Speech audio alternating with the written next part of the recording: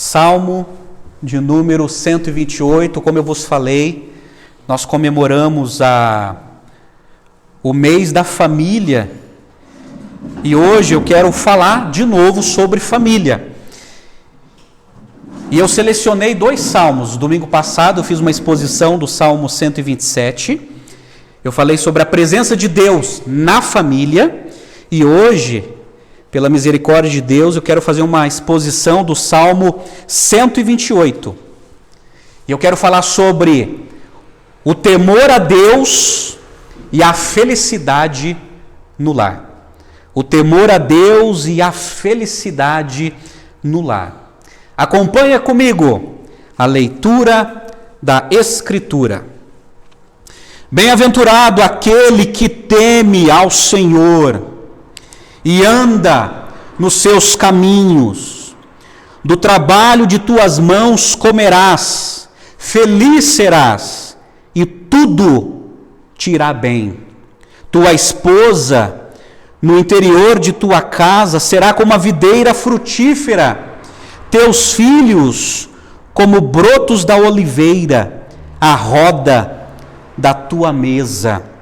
Eis como será abençoado o homem que teme ao Senhor. O Senhor te abençoe desde Sião, para que vejas a prosperidade de Jerusalém durante os dias de tua vida, e vejas os filhos de teus filhos. A paz sobre Israel. Vamos orar mais uma vez? Pai amado, fala conosco através da tua santa palavra. Que o Espírito Santo, ó Deus, venha iluminar nossa mente para entender as promessas e as bênçãos desse salmo no que tange a família, Senhor. E ajuda-nos a viver isso e principalmente a entender isso. Portanto, nos colocamos diante do Senhor, Pai. Ministra o nosso coração através do teu Espírito, fazendo-nos entender a validade desse salmo em nossas vidas. Nós oramos agradecidos pela oportunidade, Senhor. E é em nome de Cristo que nós agradecemos. Amém e amém. Gente, Salmo 128. Esse salmo aqui é conhecido como salmo de romagem ou de peregrinação. Os judeus entendem assim. Isso é, o Salmo 120 a 134 eram salmos cantados enquanto o povo, eles iam de a pé, viajando de a pé até Jerusalém para participar das festas religiosas. Então esses salmos, eles cantavam e louvavam a Deus até chegar lá em Jerusalém. E esses salmos também, tanto o 128, é conhecido como o Salmo dos Degraus. Isso é, quando eles chegavam em Jerusalém, eles começavam a subir as escadarias do templo cantando esse salmo ou recitando esse salmo. Agora, interessante que o Salmo 128, ele tem alguns propósitos. Por exemplo, número 1, incentivar aqueles que temem a Deus a continuar a ter uma vida de obediência. Segundo, despertar o povo de Deus a ser grato a Deus. E terceiro, promover a comunhão do povo de Deus. Agora é interessante que o Salmo 128, ele tem 2 partes principais. Por exemplo, do verso de 1 a 4, descreve um homem que teme a Deus e que é abençoado por Deus. E do verso de 5 a 6, descreve o salmista orando pelas famílias de Jerusalém e por toda a nação de Israel.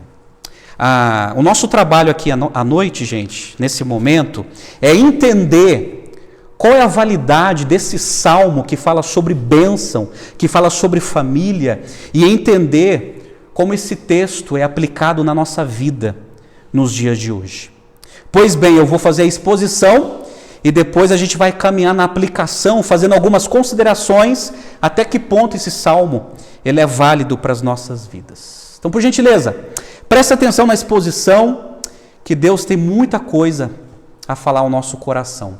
E no verso 1 aí na sua Bíblia diz assim: bem-aventurado aquele que teme ao Senhor e anda nos seus caminhos. A palavra bem-aventurado é feliz, abençoado, afortunado, tanto no hebraico como no grego. Essa é a ideia, feliz. Aqui fala da verdadeira felicidade. E aqui o salmista, ele está defendendo e revelando, mostrando o que é felicidade, segundo Deus.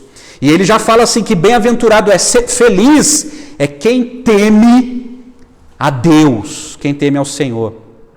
E o temor do Senhor é a nota-chave desse salmo e dos principais salmos de todo o livro de salmos. E o próprio salmista, ele fala que feliz é aquele que teme ao Senhor, e aquele que teme ao Senhor, diz o final do versículo, anda nos seus caminhos.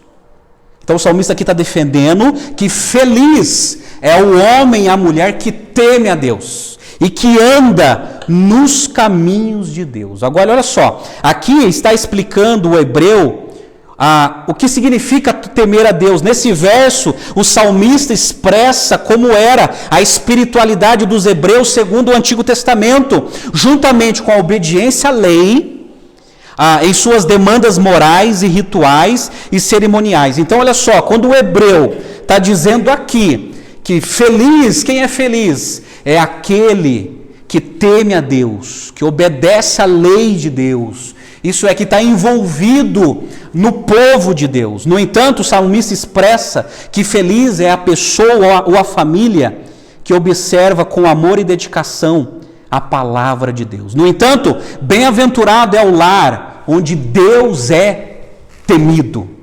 Então o salmista já começa defendendo isso. Olha, feliz é quem teme a Deus, quem obedece a Deus e anda nos seus santos caminhos.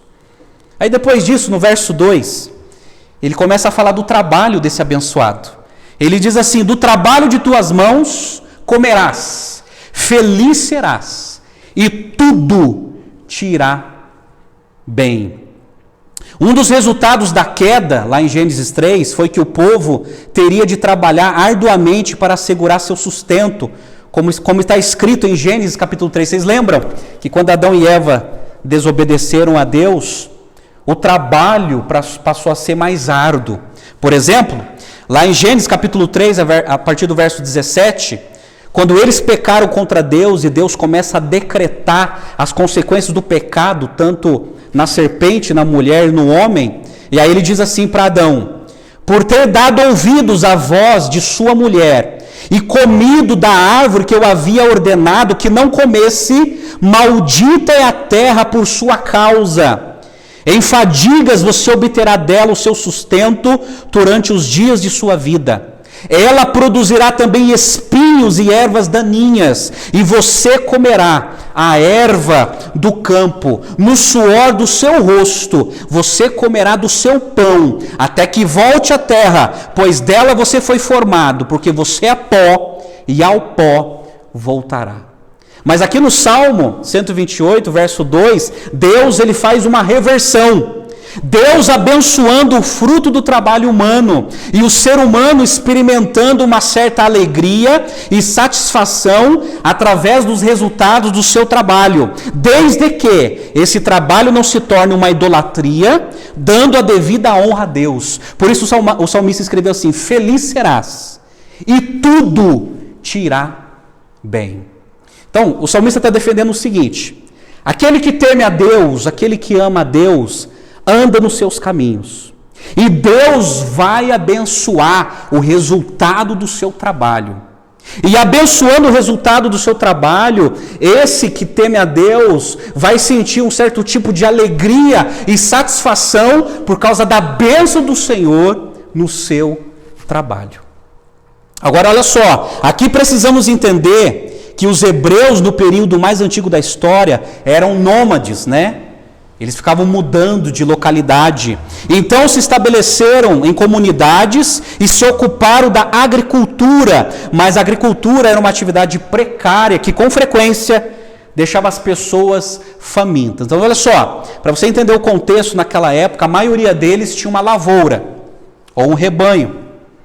E quanto mais eles trabalhavam em suas lavouras, quanto mais eles plantavam, mais eles percebiam a intervenção de Deus abençoando o fruto do trabalho deles. E é nesse sentido que o salmista diz: feliz serás e tudo te irá bem, você vai sentir uma certa alegria no seu trabalho. Eles experimentavam a provisão de Deus e desfrutavam de uma certa prosperidade. E deixa eu te explicar aqui o que é prosperidade, porque infelizmente existe uma heresia no nosso país chamada de teologia da prosperidade, que muitos falsos profetas ensinam. Mas prosperidade aqui, gente, ela tem duas explicações. Prosperidade é viver bem e feliz com aquilo que tem, ou também nos casos que Deus decide, isso não é para todo mundo, não é uma regra geral, quando Deus dá riquezas abundantes para uma pessoa para um propósito nobre. Deus pode fazer isso. Ele pode escolher alguns para derramar ricas bênçãos para que tenha um propósito nobre. Mas quando o salmista fala aqui que Deus vai abençoar o trabalho e isso vai promover felicidade e prosperidade, é viver com contentamento e com felicidade aquilo que Deus deu. E a pessoa vive satisfeito e contente com aquela bênção que Deus deu. Aí a partir do verso 3 ele começa a falar da esposa. Tua esposa no interior de tua casa será como a videira frutífera. Verso 3. Teus filhos como brotos da oliveira, à roda da tua mesa. Tua esposa no interior da tua casa. Aqui fala da mulher que entende a sua responsabilidade e a sua missão e sente prazer em ser esposa, mãe e dona de casa, para poder constituir uma família. E o salmista está dizendo o seguinte: olha, bem feliz é o homem que teme a Deus, que anda nos seus caminhos. Deus vai abençoar o seu trabalho, o fruto do seu trabalho, e Deus abençoará a sua esposa. Isso é, Deus dará uma esposa que ama servir a família. É interessante que interior de tua casa, em algumas Bíblias que está essa tradução, está falando de uma localidade dentro da casa ou da tenda em que a esposa trabalhava. Isso refere-se à despensa e à cozinha. E o salmista está dizendo assim: bem-aventurado é o homem que tem a esposa, que tem prazer em servir a família, que tem prazer em ser dona de casa, em servir a família, em servir os filhos. Não é que a mulher não possa trabalhar fora, porque Provérbios 31 fala de umas certas atividades daquela mulher virtuosa fora de casa. Mas aqui o salmista está defendendo o seguinte: olha, bem-aventurado quem tem uma esposa que ama ser dona de casa, que ama ser esposa, que ama ser mãe. Esses que foram presenteados com estas, é um bem-aventurado. É isso. E isso aqui é muito importante, gente. É muito importante porque muitas vezes nós encontramos mulheres que não amam ser mãe, ser esposa, ser dona de casa. Não ama, não tem prazer de servir a família com essa intensidade. E o salmista está dizendo assim: olha, bem-aventurado quem encontrou uma esposa assim. Uma esposa assim, dedicada, que ama. E ele fala assim, e ele continua falando que essa mulher é como a videira frutífera. Isso é um símbolo de fertilidade, confirmada pela menção de filhos no mesmo versículo. Uma das principais árvores que o povo de Israel tinha naquela época, e creio que até hoje, é a parreira, onde vêm as uvas. E eles tinham uma grande produtividade, gente, de vinhos. E o salmista está dizendo assim: olha, bem-aventurado é o homem que tem a Deus, que tem uma esposa, que tem uma boa fertilidade. Isso é, que é uma videira frutífera, porque Deus tem abençoado a fertilidade dessa mulher. E ele continua falando assim: teus filhos são como os rebentos da oliveira, brotos da oliveira, a roda da tua mesa. A oliveira também era uma outra árvore nacional, em que os judeus cultivavam muito, creio que até hoje, da onde se extrai o óleo de azeite. O óleo de azeite. Tinha grandes produções nessa área. Aqui é uma referência ao broto de uma oliveira, pois a oliveira poderia passar 40 anos sem dar fruto. Então, de repente, da oliveira velha brotava e saía um brotinho verde, que era um sinal de renovação. Sabe o que o salmista está dizendo aqui? Bem-aventurado é o homem que tem uma esposa fértil, que tem filhos, e esses filhos, enquanto a gente vai envelhecendo, esses filhos, eles vêm nascendo e vai renovando a existência de uma família. E ele diz assim, a roda da tua mesa é uma referência, gente, à satisfação de ter filhos e viver em comunhão. Então, literalmente, é isso. Aqui está falando da satisfação daquele homem, que ele vê todos os seus filhos sentados na sua mesa, num círculo, e ali, ele com toda alegria, servindo os seus filhos, servindo os seus netos, e vendo a alegria de ter filhos e de ter uma descendência. O salmista está dizendo, esse é um bem-aventurado. Agora uma observação que a gente precisa entender, também os israelitas tinham filhos, porque eles tinham a expectativa que o Messias prometido viria de alguma família. Então eles tinham essa promessa, que o Messias viria do povo escolhido de Deus, chamado Israel, e no meio desse povo chamado Israel, viria o Messias. Então, muitos pais tinham essa expectativa, será? Principalmente o pessoal da tribo de Judá, né? Da onde veio Jesus. E eles tinham essa expectativa, será? Será que esse meu filho... será que ele pode ser o Messias? Poxa, não pode ser o Joãozinho é muito arteiro. Mas quem sabe esse outro aqui? Parece que tem vocação. Então eles tinham essa expectativa. Além deles terem muitos filhos, que era um sinal de bênção, ele tinha aquela expectativa. Opa, talvez eu seja pai do Messias. Então, vamos ter filho. Quem sabe? Quem sabe o Messias vem na minha família, na minha descendência. Eles tinham essa expectativa. Aí no verso 4 diz assim, eis como será abençoado o homem que teme ao Senhor. Aqui nesse verso o salmista conclui a descrição daquele que teme a Deus. Então aqui o salmista está dizendo o seguinte, com a cabeça de hebreu daquela época, que o homem que teme a Deus, ele é abençoado no seu trabalho, ele é abençoado na sua família, ele tem uma esposa que é frutífera, que tem filhos, que é uma grande alegria, e ele termina assim, agora precisamos entender este texto no seu contexto, pois no antigo Oriente Médio e no antigo Israel, estes eram os sinais de um homem que temia Deus.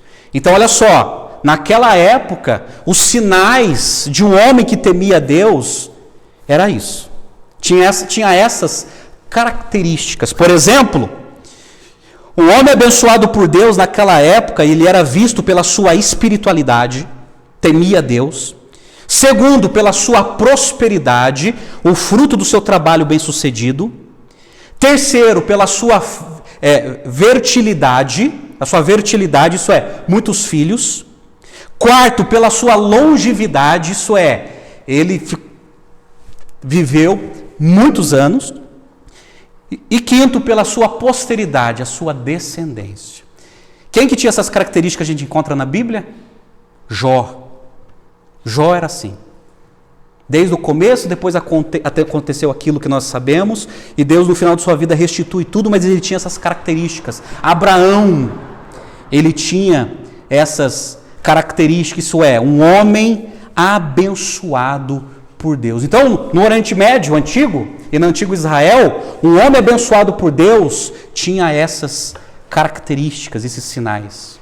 Aí no verso 5 diz assim, aí na sua Bíblia, o Senhor te abençoe desde Sião, para que vejas a prosperidade de Jerusalém durante os dias de tua vida. O Senhor te abençoe. Agora aqui, primeiro ele descreveu o homem que teme a Deus e o quanto ele é abençoado. Agora ele começa a orar.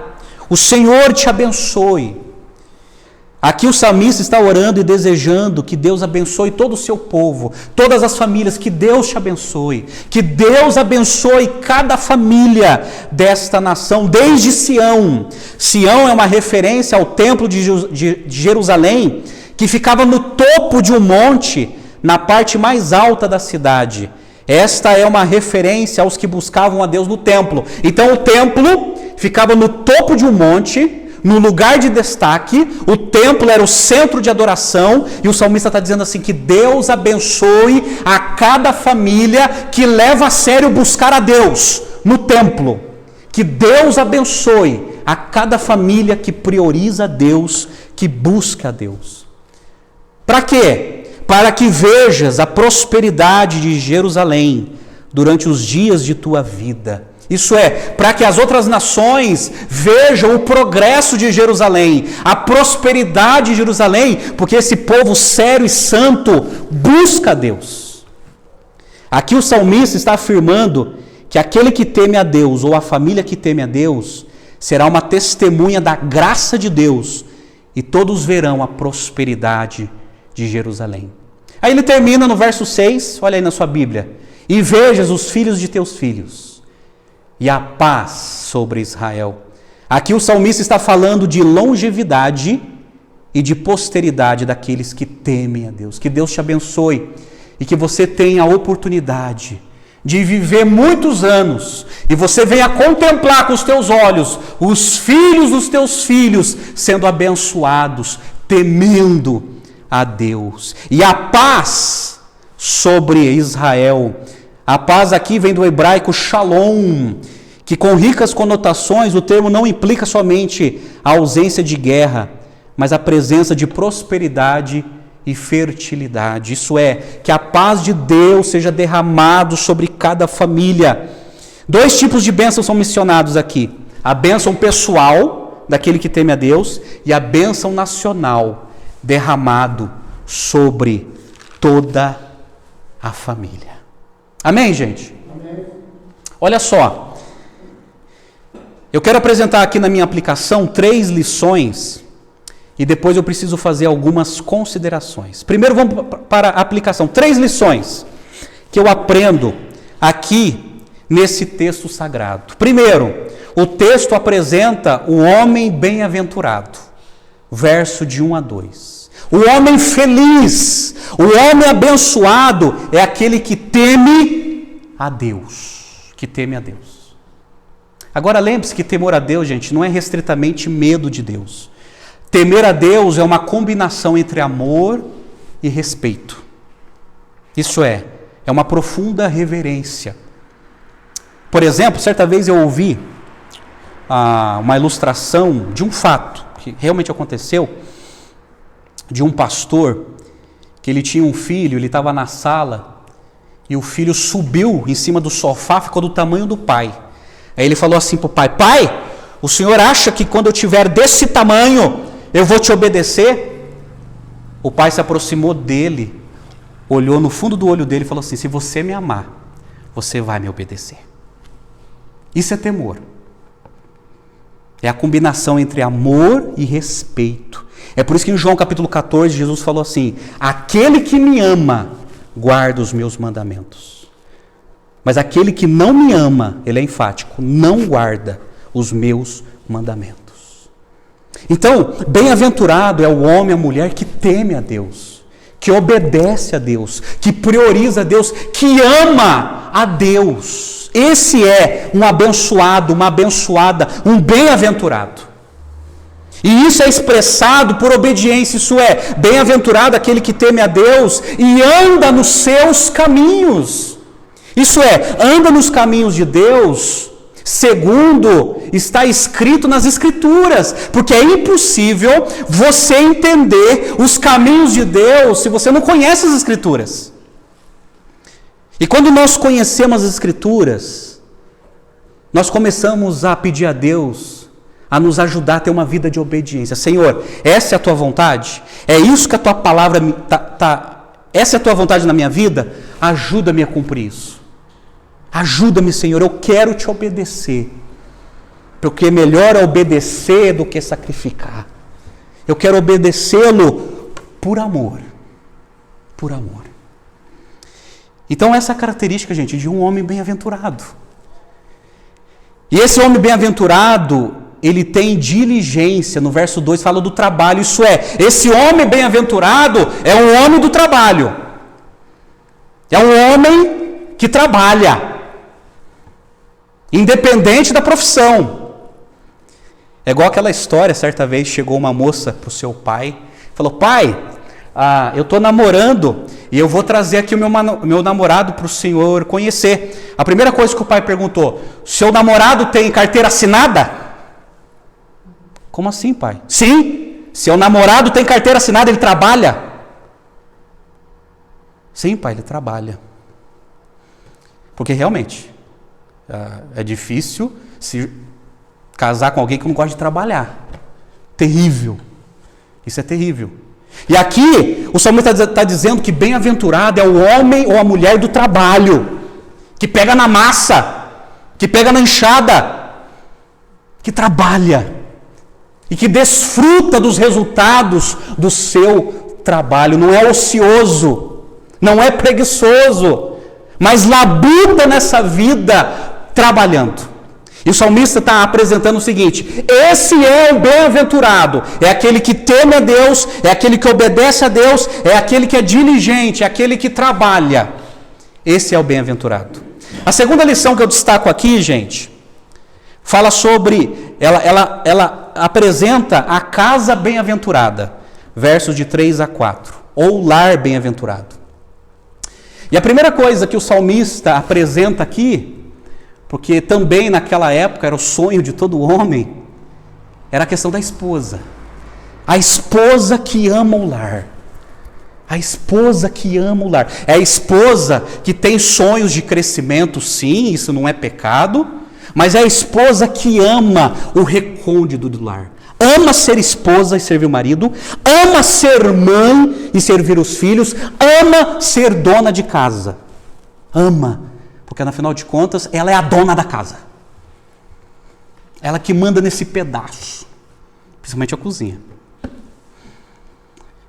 Então, o salmista está dizendo, olha, uma casa bem-aventurada, um lar bem-aventurado, é quando você encontra uma esposa com essa preciosidade, que tem essa paixão de servir a própria família, de cuidar do marido, de cuidar dos filhos.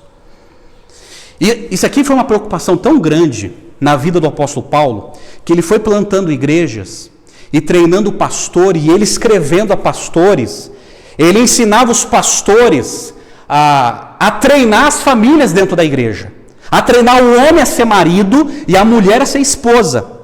Por exemplo, ele escreveu para Tito, que era um jovem pastor, no capítulo 2, verso de 1 a 5, presta atenção, o que Paulo escreveu para esse pastor, para que ele ensinasse a congregação. Ele escreveu assim: mas você ensine o que está de acordo com a sã doutrina. Quanto aos homens idosos, que sejam moderados, respeitáveis, sensatos, sadios na fé, no amor e na perseverança. Do mesmo modo, quanto às mulheres idosas, que tenham conduta reverente, não sejam caluniadoras, nem escravizadas a muito vinho, que sejam mestras do bem. Agora presta atenção que Paulo escreveu: a fim de instruírem as jovens recém-casadas a amar o marido e os filhos, a serem sensatas, puras e boas donas de casa, bondosas, sujeitas ao marido, para que a palavra de Deus não seja difamada. Você percebeu o que o apóstolo Paulo pediu para ele? Peça para as mulheres mais idosas, que têm mais experiência, a ensinarem as jovens recém-casadas a amar o marido, os filhos e serem boas donas de casa, se sujeitam ao seu marido, para que a palavra de Deus não seja difamado na boca dos incrédulos. Isso é muito sério, gente. Isso é muito sério.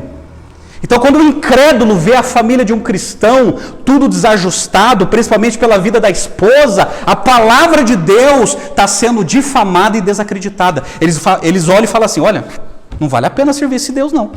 Olha que comportamento errôneo. Eu prefiro ficar com a minha família como está, apesar dos meus goró. É assim que o mundo pensa, gente. E Paulo fala, hein?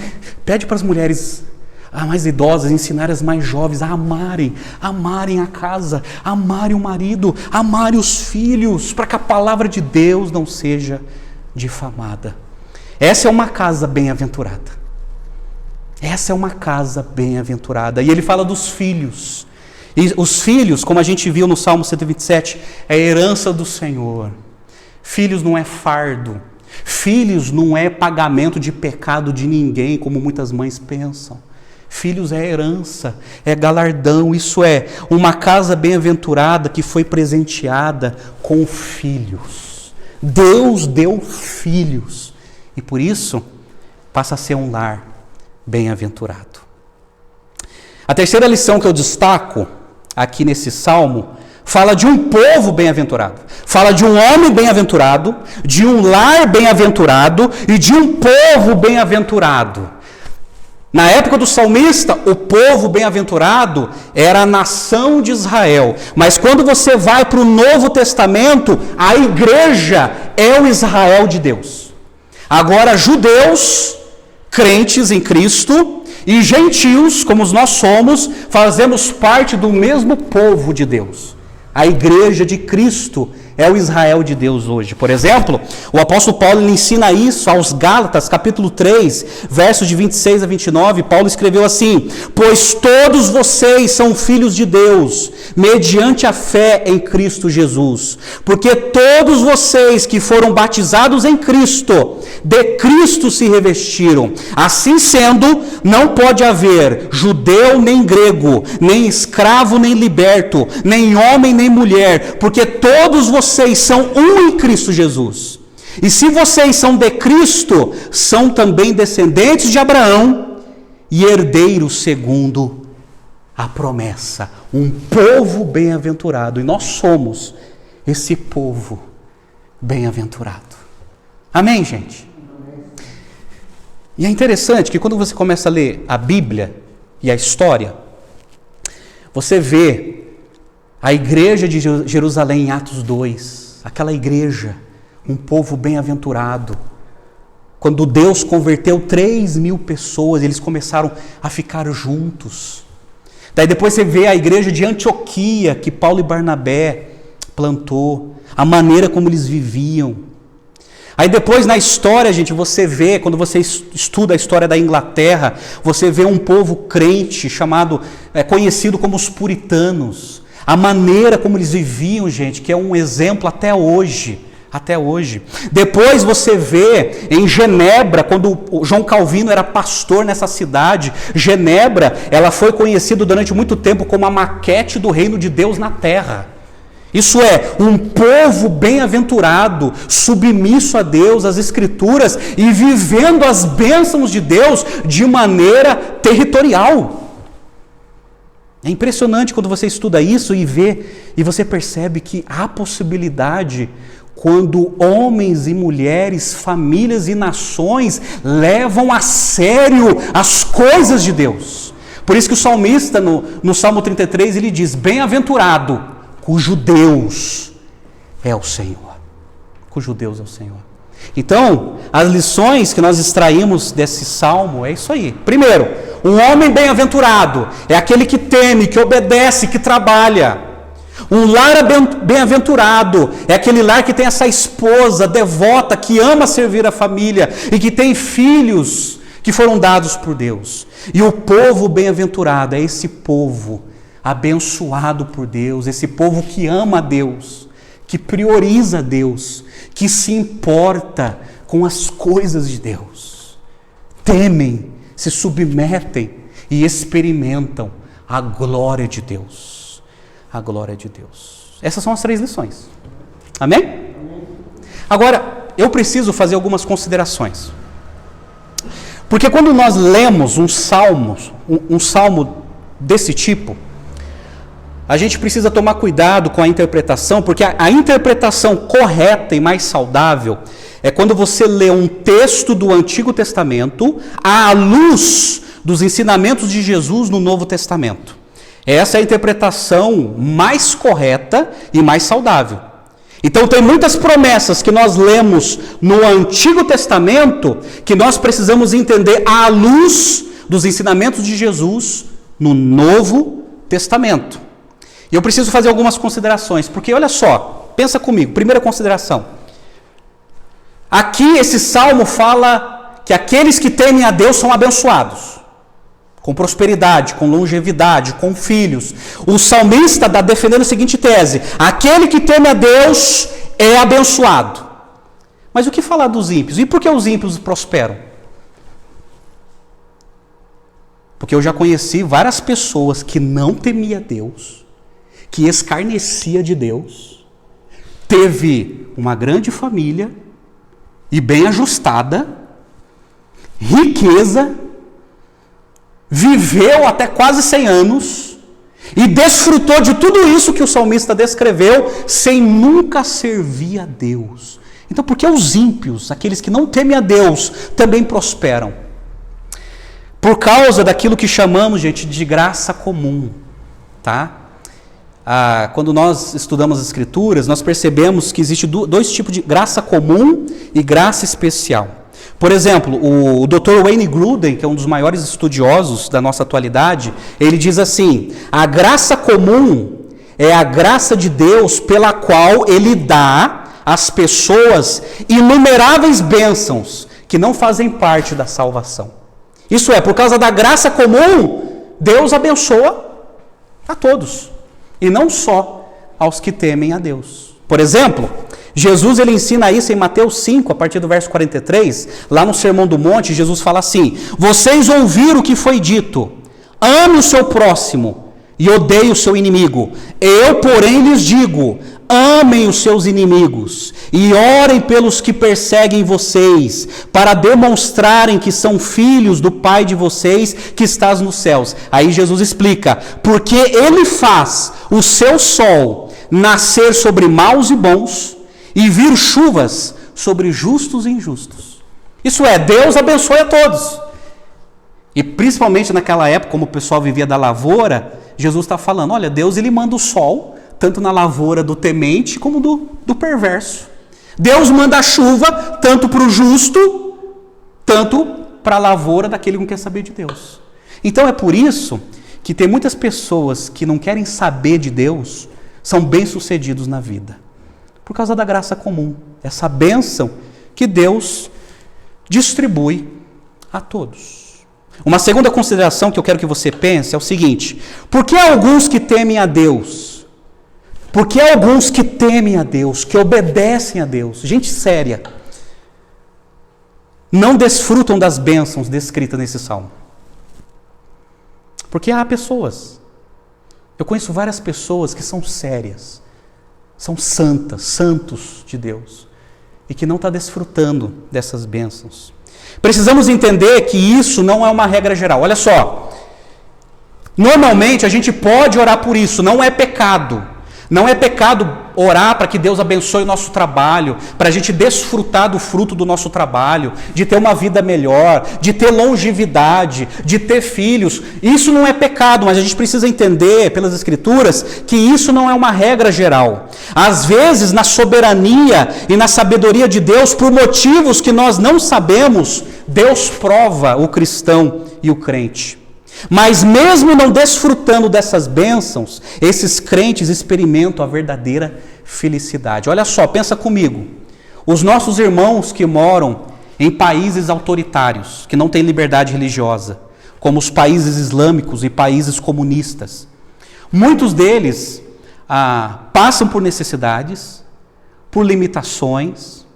Muitos deles estão presenciando seus filhos serem mortos, alguns sendo presos, e muitos deles vivem pouco, porque são assassinados. Isso é, eles não estão desfrutando dessas bênçãos materiais que o salmista está falando, mas eles estão desfrutando da verdadeira felicidade, mesmo não tendo todos esses acessórios.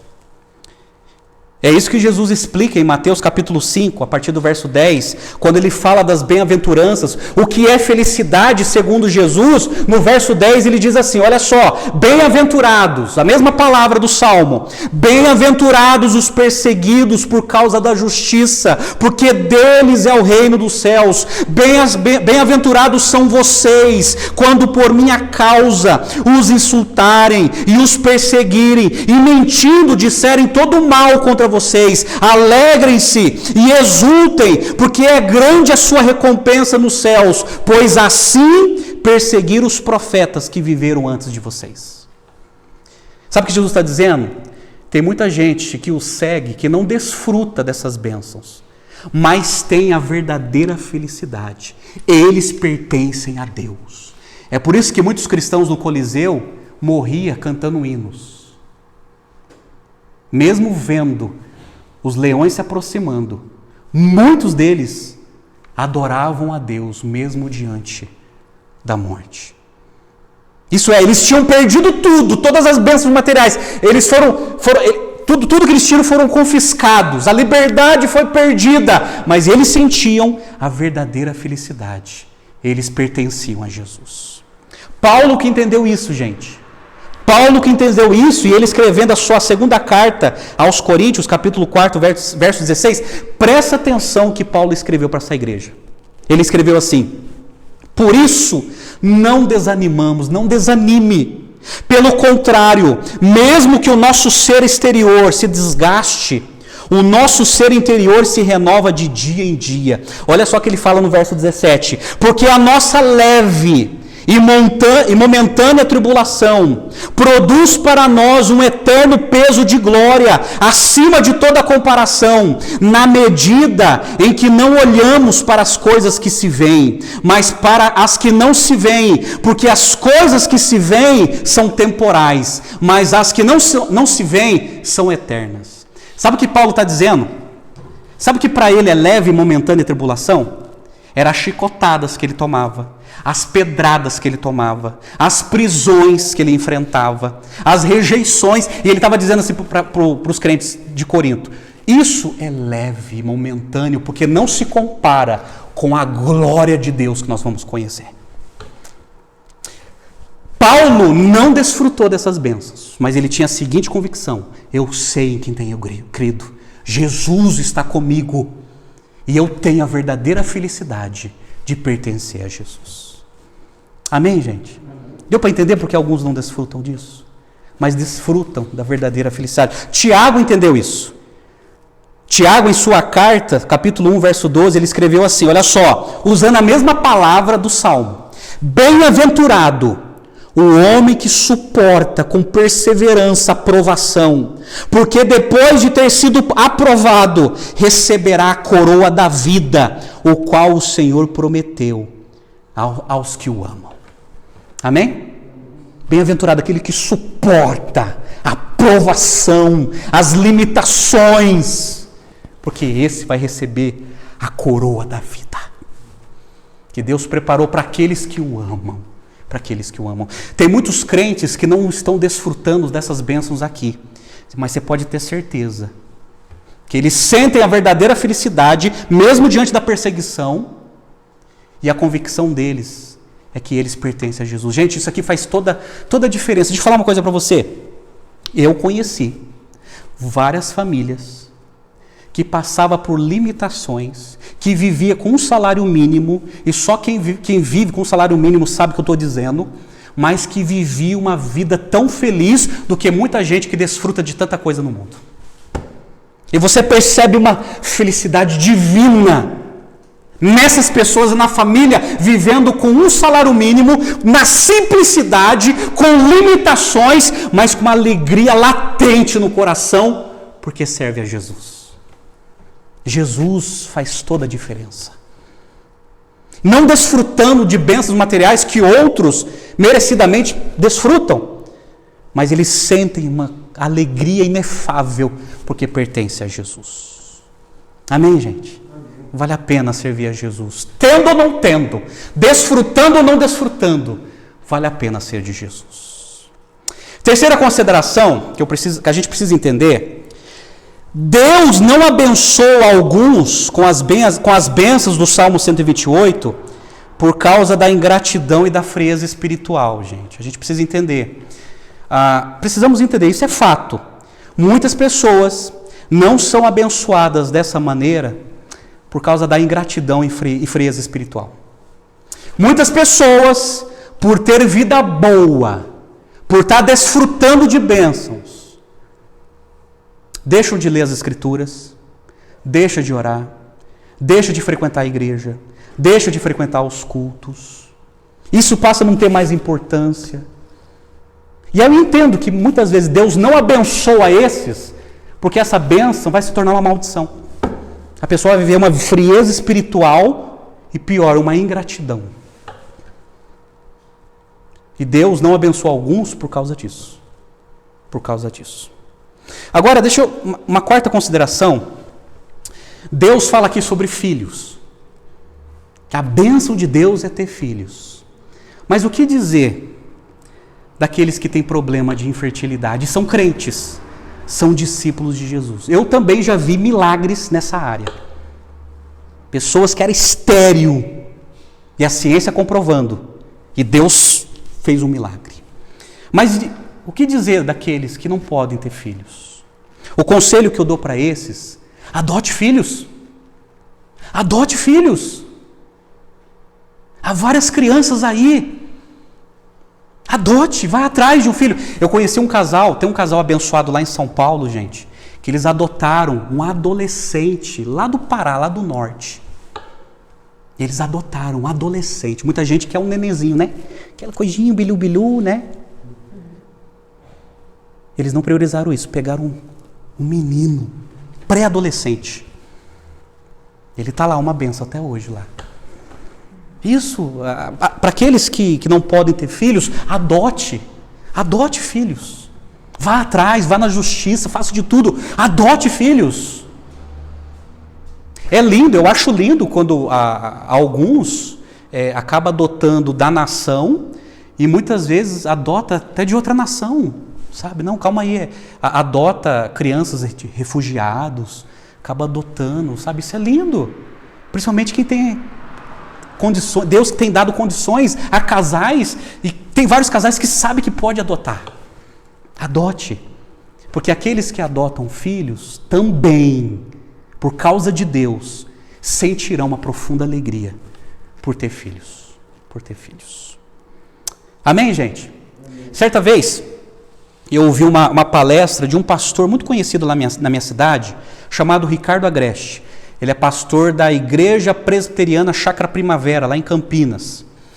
E ele estava falando de um plantador lá nos Estados Unidos, que aconteceu algo inusitado. Eu não lembro o estado, mas um pastor americano, ele plantou uma igreja, Deus abençoou essa igreja, e teve uma campanha no estado para a adoção de filhos. E a igreja tomou a decisão: vamos adotar filhos? A igreja, diante daquela campanha de adoção, vamos adotar filhos e tal, o estado todo empenhado, e a igreja se reuniu e tiveram essa ideia: pastor, vamos adotar filhos? E aquela igreja começou, as famílias da igreja começaram a adotar, um adotando um, outro dois, outro três, começaram a adotar. Aí a vizinhança também, sabe, vendo o testemunho da igreja, começaram a adotar. Aí o pastor Ricardo Agreste disse que naquele ano, naquele estado, zerou as crianças daquele estado que precisavam ser adotados. Zerou! Porque a igreja se mobilizou, a sociedade se mobilizou e foram adotando filhos, que acabaram os filhos para serem adotados naquele estado. Se alguém quisesse adotar, tinha que ir no outro estado encontrar uma criança. Porque filhos é bênção. Vale a pena, para quem não pode ter, adotar uma criança. Amém? Quinta e última consideração sobre esse salmo, à luz dos ensinos de Jesus no Novo Testamento. O salmista, ele termina orando pela nação de Israel, e ele diz assim: paz, a paz seja sobre Israel. Que o shalom de Deus seja derramado sobre a nossa nação. E quando nós olhamos para o Novo Testamento com as lentes de Jesus, lendo o Antigo Testamento, nós entendemos que a verdadeira paz está em Jesus, somente em Cristo. É por isso que em João, capítulo 14, verso 27, Jesus está reunido com seus discípulos, ele diz assim: deixo com vocês a paz, a minha paz lhes dou, não lhes dou a paz como o mundo a dá. que o coração de vocês não fique angustiados, nem com medo. A minha paz eu dou para vocês, uma paz que o mundo não pode dar para vocês. Mas eu posso dar para vocês e pacificar o seu coração. E Paulo, entendendo essa paz de Cristo, escrevendo aos Romanos capítulo 5, olha que lindo, ele diz assim: justificados, pois, mediante a fé, temos paz com Deus, por meio de nosso Senhor Jesus Cristo, pelo qual obtivemos também acesso pela fé a esta graça, na qual estamos firmes e nos gloriamos na esperança da glória de Deus. Sabe o que Paulo está dizendo aqui? A verdadeira paz está em Jesus. Por quê? O ser humano, como foi afetado pelo pecado de Adão e Eva, diz as Escrituras que o ser humano, ele é inimigo de Deus. O ser humano que não teme a Deus, o ser humano que não foi convertido, as Escrituras dizem que ele é inimigo de Deus, ele é um rebelde contra Deus. Mas Jesus, ele fala que essa paz de Deus que Paulo está dizendo, é quando nós somos convertidos por Cristo. Quando Cristo converte a nossa vida, Ele nos coloca em paz com Deus. Antes estávamos separados por causa dos nossos pecados, por causa das nossas transgressões, estávamos separados de Deus, vivendo como inimigo de Deus. Mas agora, como Cristo nos alcançou, como Cristo colocou a fé no nosso coração, que nos capacitou a crer em Deus, agora nós estamos em paz com Deus, não em guerra em Deus. Quem não tem Jesus está em guerra com Deus, mas quem tem Jesus, quem foi convertido por Jesus, está em paz com Deus. E aqui Paulo está falando de salvação, porque ele fala assim, justificados, isso é, você era culpado, a ira de Deus ia ser derramada sobre você. Mas a partir do momento que você se arrependeu dos seus pecados e foi capacitado a crer em Cristo, naquilo que Ele fez na cruz por você, você foi inocentado, você foi justificado, a sua culpa foi removida. E agora, você tem uma relação correta com Deus, você tem paz com Deus. E a verdadeira paz nós recebemos só com Jesus, somente pela fé. Como diz Romanos 5, não pelas obras. Ninguém chega a Deus através das obras. Ninguém chega a Deus através da ética. Aqueles que tentam chegar a Deus através das obras continuam sendo inimigo de Deus, está em guerra com Deus, porque pensa que merece alguma coisa. Mas somente pela fé, quando nós recebemos a fé salvadora, esse passa a crer nos méritos de Jesus na cruz. Somente pela graça. Porque Paulo fala aqui que nós obtivemos esse acesso pela graça. Somente pela graça, isso é, mesmo não merecendo, Deus, pelo seu amor, resolveu nos salvar por causa da sua graça, favor imerecido. Nós não merecíamos, mas por causa do amor de Deus, Ele nos alcançou e nos salvou. E somente pela glória de Deus, porque ele fala aqui, nos gloriamos na esperança da glória de Deus, isso é, Deus nos escolheu, Deus nos chamou, Deus nos converteu, Deus nos regenerou, Deus nos transformou para a glória de Deus, e por causa disso, tendo ou não tendo, nós somos bem-aventurados. Amém, gente? Deu para entender esse salmo à luz do ensino de Jesus e do apóstolo Paulo no Novo Testamento? Você é um bem-aventurado. Se você ama a Deus e teme a Deus, você é um bem-aventurado, você é feliz, você é abençoado. Independente se você desfruta dessas bênçãos ou não, mas você desfruta da bênção maior que você recebeu, que eu recebi sem merecer. É a salvação. A salvação pela graça, mediante a fé. Isso não vem de vós, é presente de Deus. Não vem das obras para que ninguém se orgulhe, mas é graça. Por isso nós somos bem-aventurados. Amém? A minha oração é o mesmo do salmista. Que o Senhor te abençoe. Que o Senhor te abençoe. Que o Senhor te abençoe, que Deus abençoe a sua família, que Deus abençoe a sua casa, que Deus abençoe a sua vida, que Deus abençoe o seu trabalho, mas que você saiba sempre que você é um bem-aventurado, porque Deus chamou você para a salvação em Cristo Jesus. Amém, gente? Esse é o temor a Deus e a felicidade no lar. Essa é a maior bênção que Deus tem nos dado. Fez sentido? Sim ou não? Sim. Então oremos. Ó Pai amado, obrigado pela Tua palavra, Senhor. Pois nós somos bem-aventurados não porque merecemos, não porque somos mais nobres, e o Senhor sabe disso, o Senhor nos conhece, mas somos bem-aventurados por causa do Teu amor incondicional, por causa da Tua graça irresistível, por causa do Teu chamado eficaz, por causa da Tua eleição sobre nós. Ó Deus, por causa da Tua compaixão, Senhor. Ó Deus, muito obrigado. Ó Pai, abençoa cada família representada aqui, Senhor.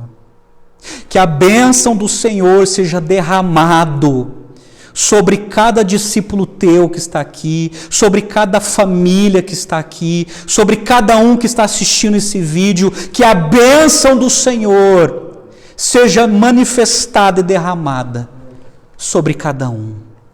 E que haja paz, que a paz do Senhor, que excede todo entendimento, seja derramado sobre cada mente e coração.